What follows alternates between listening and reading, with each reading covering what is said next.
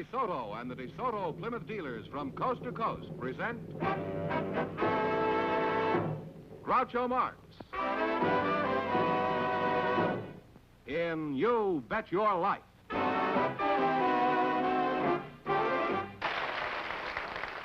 Here I am again with $1,000 for one of our couples. If any of them say the secret word, the duck will fly down. Oh, I have the word tonight is street.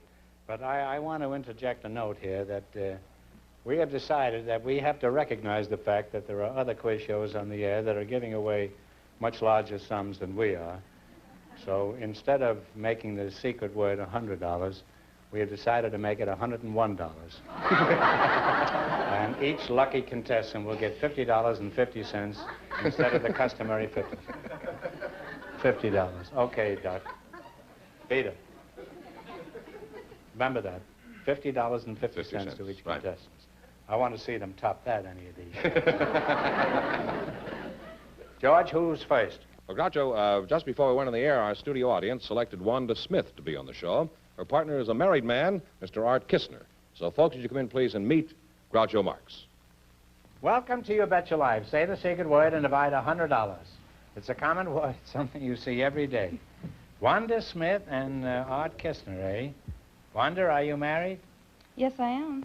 What sort of work does your husband do? He works for the Standard Oil Company. Standard Oil? Mm-hmm. Oh, that's a pretty big company, isn't it? Where are you from originally, Wanda? Well, I was born in the swamps near California. You were born in a slump?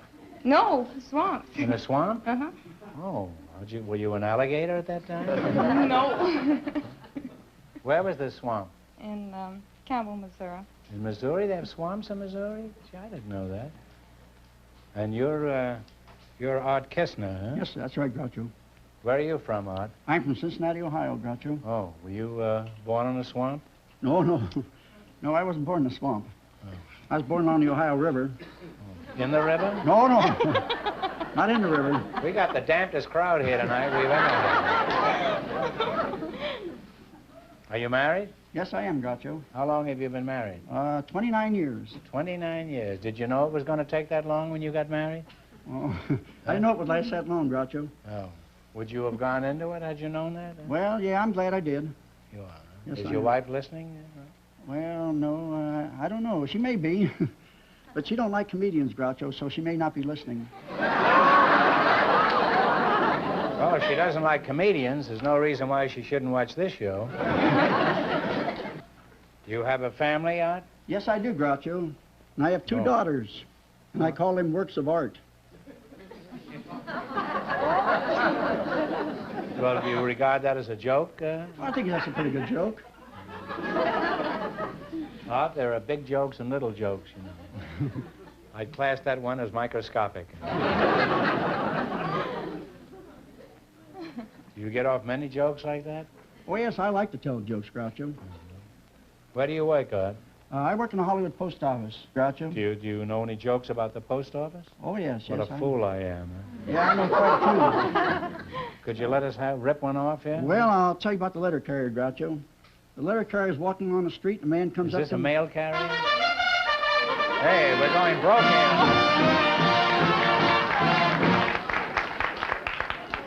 here. You said the secret word, which is street, so you and your partner win $101. Here's Thank you, Groucho. $50 and 50 cents for you. Yes, we've raised the ante on the show. Yeah. Thank you. On account of inflation, we've and there's $50 and 50 cents for you. Thanks a lot. Okay, now let's. All right, now don't come back again, will you? Now, what was this joke you were going to tell about the mail? The letter carrier is walking on the street, and a man comes up to him and he says, "Say, Mac, where's the post office?" And letter carrier says, "How'd you know my name was Mac?" He said, "Oh, I just guessed it." He said, "Well, guess where the post office is?"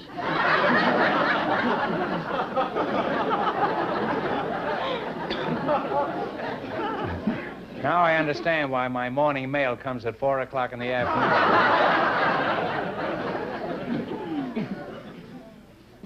You drop in the dead letter office for a minute. I want to talk to Wanda here. Huh?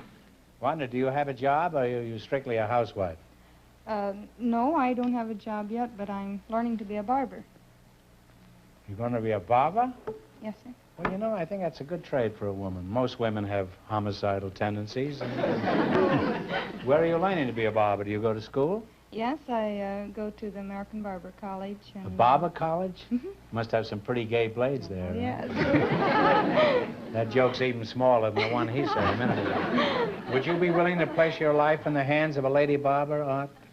Well, I think they ought to make good barbers. They do a lot of trimming of men. You're sort of the George Goebel of the post office, aren't you? Well, I'd like to go on talking to you two, but I'm sure you're more interested in winning a lot of money, aren't you? Oh, yes. So let's play You Bet Your Life. You both understand the rules? Yes, sir. Now, you selected the general information quiz, and remember, the more the question is worth, the harder it is, and remember your partners and one answer between you. All right, now, what do you want to start with? You can go anything from 10 to 100. We'd like to start with $100. $100, huh? All right. Well, what is the capital of the state of Maryland? Now, talk it over. Annapolis. I'm sure it is, I'm sure. Annapolis, Maryland. That is right. Annapolis, Maryland is right. You're off to a great start. You have $200. Well, now, what do you want to go for now? $90, huh? $90. Do you know what the capital of the United States is? Washington, D.C. No, $400 billion. Oh. That'll show you not to be a wise guy around here. Now then, what are you going to go for, 90? $90. Who was the ringleader of the mutiny on the Bounty? You must have seen the picture.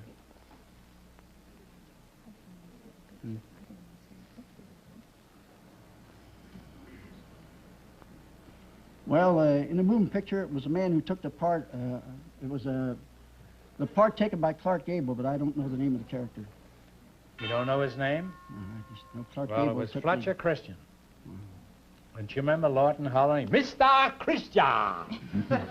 He did it better than that, but that's an approximation. Of course, he was fatter, too, huh? You lost half your $200. You now have $100. All right, now you still got a long ways to go. What are you going to go for, 80? 80. All right, what place in England is recognized as the prime meridian in establishing standard time? What place in England? Yes. Greenwich. That's right. Greenwich is right. That's right. You now have $180. Now, here's your last chance to beat the other couples. What are you going to try? Hey, last name is 70. You want to go for 70? $70. What is the common Latin word that means so be it? Amen. Amen is right. And you wind up with $250. Now, how did you know that? You go to church every Sunday? No, but there's a lady comes in the post office every day, and she represents a minister in Hollywood, and every time she comes to the window, she says amen, and we say so be it.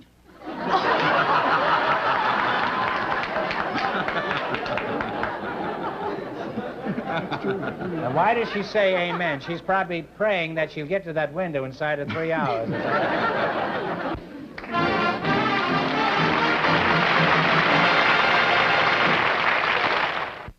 You under the table? And did you remain under there? Huh? What is your first name, Mrs. Richardson? Richardson? I can't keep calling you Mrs. Richardson. Joyce. Joyce, huh? Right. Oh, that's a nice name. How long have you been married, Joyce? Nearly 10 months. You're newlyweds, huh? Yeah. And he kicked you under the table already? Well, congratulations. Ray, how are things working out? Is marriage agreeing with you? Well, I'd say so. I've gained 14 pounds since we've been married, 10 months. As a rule, it's the other member that gains the weight. And is that why you got married, just to gain weight? You could have had a few banana splits and accomplished the same purpose. You know. Now, how about a family, Ray? Have you given any thought to sons and heirs and that sort of thing, or are you too busy eating? Ray, even in a happy marriage, there are occasionally some small, trivial annoyances. Have you found any in your 10 months of experience? Well, not many, Groucho, but Joyce does have a couple of little idiosyncrasies. What kind of idiosyncrasies? Well, see, I was using the automatic washer the other day in the basement, and she had the clothes in it and forgot to put the hoses in the tub, and hence it flooded the whole basement. She flooded an apartment house, and you call this an idiosyncrasy? Ray, you better watch out. One of her little idiosyncrasies could wipe out the 11 western states. Well, you're a charming couple, and I'd like to continue talking to you, but the time has come to play You Bet Your Life. In the race for the $1,000, the first couple won $250, and the secret word is street. All right, you selected small towns and cities of the United States. I will list 6 cities and towns, all in the same state, and you name the state. Now, which question do you want to start with? So with 70. that, 70. 70. $70. All right. Here are the towns and cities.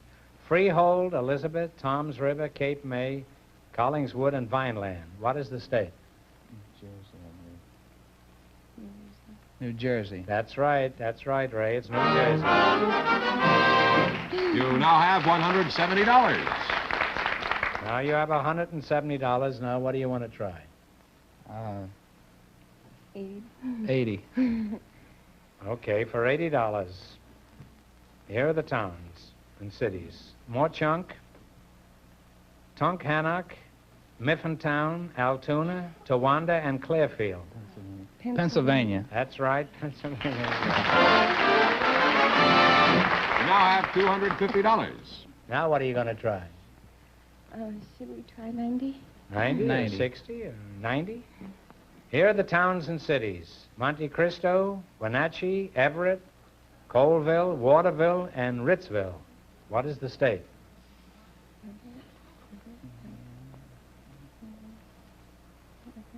Everett, Wenatchee, Monte Cristo. Indiana. Yep. No. Well, it's the state of Washington. You lost half your $250. You now have $125. You should have had a lead from Everett. All right, here's your last chance to beat the other couples. You have $125. Now, what are you going to try? 100? Let's try 100. Okay, 100. Here are the towns and cities. West Union, Defiance, Steubenville, Van Wert, Gallipolis, and Findlay. What is the state? Steubenville, Defiance, West Union, Findlay, Gallipolis, and Van Wert. Ohio. Ohio is right. $25.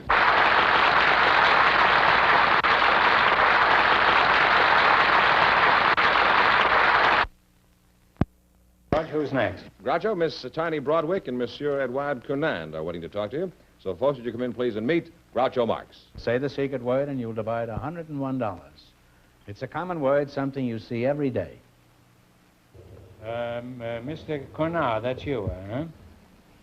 What is your first name, Edward? I'll just call you Eddie, huh? Yes. Where are you from, Eddie? Kokomo or Kalamazoo? I'm from Paris. In France. Paris, Illinois? No, Paris in France. Oh, oui, oui. Oui. When did you first arrive in this country, Eddie? Last week? No, in 1923. 1923. You got here before the Pilgrims did. I'll get back to you in a moment, monsieur. Now, Tiny Broadwick, huh? That's you? That's... Does everybody call you Tiny? Yes. Just how tiny are you, Tiny? 5 feet. 5 feet, huh? You only have 2 feet. I don't see. How old are you, Tiny? 63. 63. Well, you're a fine-looking gal. That isn't your real name, is it, Tiny? Haven't you got a name like Helen or Grace or Sam or something like that? Now, Georgia Brown. Sweet Georgia Brown. Huh? Is Tiny Broadwick a professional name? Yes. Oh. Are you an actress? No, Why do you use a professional name? I'm a balloon jumper. You're a balloon jumper? Mm-hmm.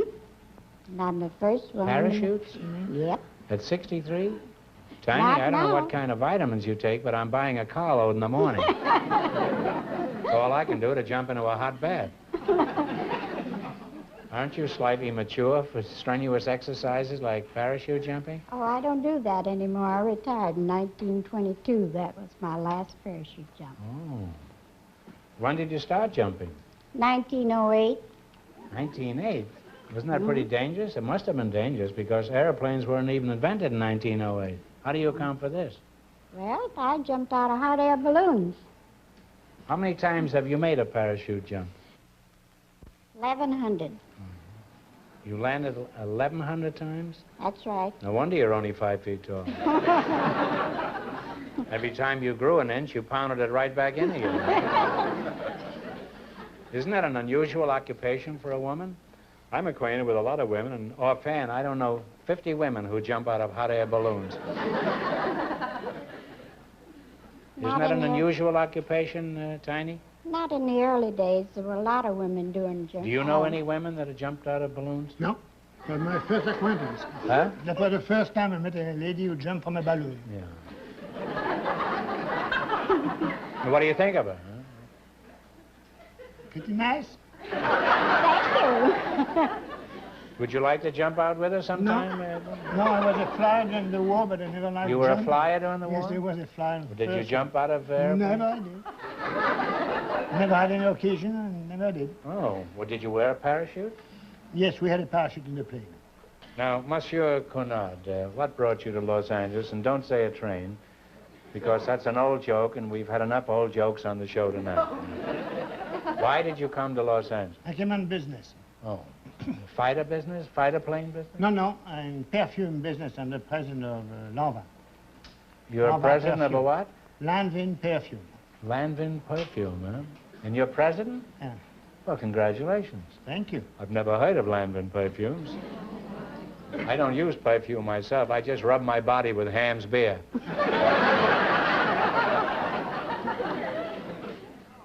What do you call your perfume? Maybe I can get some clue from that. The best known are Arpège and Arpège?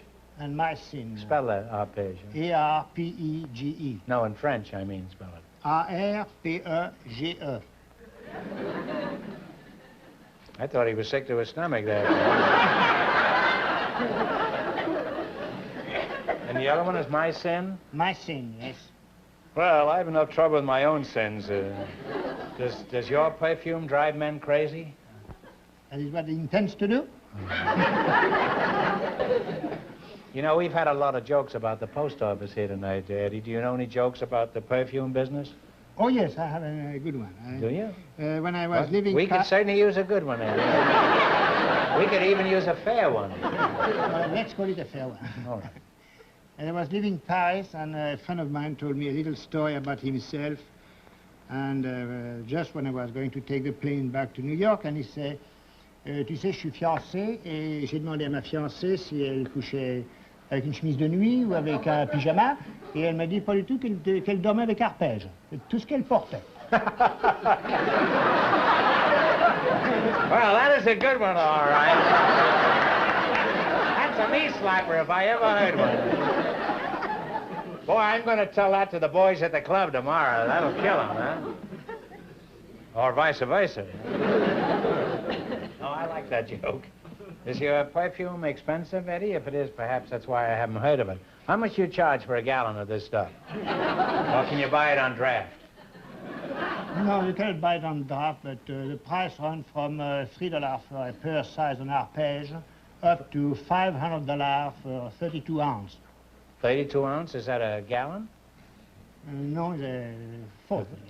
What? It's a quart? A quart. $500 a quart? $500 a quart for Arpège. Well, do they get a nickel back when they return the bottle? No, they pay 10% tax in addition. Oh, they pay $550, huh? In Los Angeles, it doesn't make any difference whether you're wearing perfume or kerosene. It all smells like smog anyway.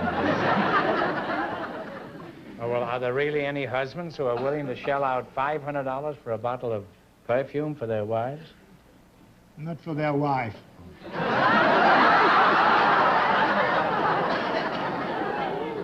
Well, you don't have to explain it, monsieur. I've been around. I'll bet you certainly look forward to Mother's Day, eh?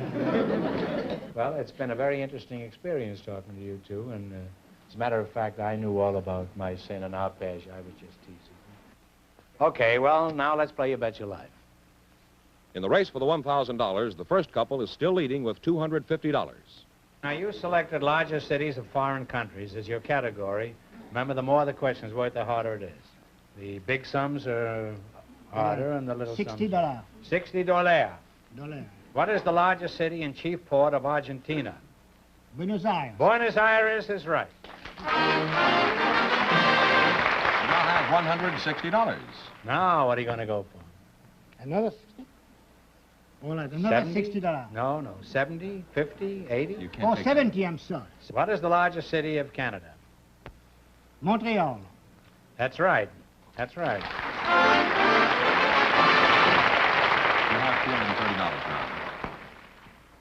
70? Well, you had 70 already. You had a 60. We have 80? $80. What is the largest city of Norway? Oslo. Oslo is right. Tiny, you're pretty lucky to have that. You now have $310. Now, here's your last chance to beat the other couples. Now, how do you say that in French? C'est votre dernière chance de battre le couple.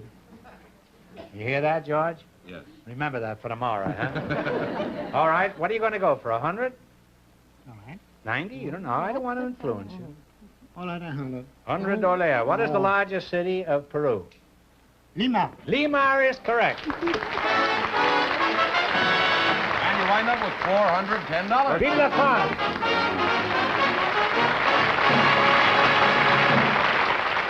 That means that Monsieur Cunin and Miss Broadwick with $410 in just 1 minute get the chance at the $1,000 question. Here's the winning couple, Groucho. Miss Broadwick and Monsieur Cunin all set for the $1,000 question. Right back in here. For $1,000, I'll give you 15 seconds to decide on a single answer between you. Think carefully and please no help from the audience. The ballad of Barbara Fritchie and how she displayed the Union flag in defiance of General Stonewall Jackson was written by one of America's best-loved poets. For $1,000, who wrote the ballad of Barbara Fritchie? I guess, but I Edgar Poe.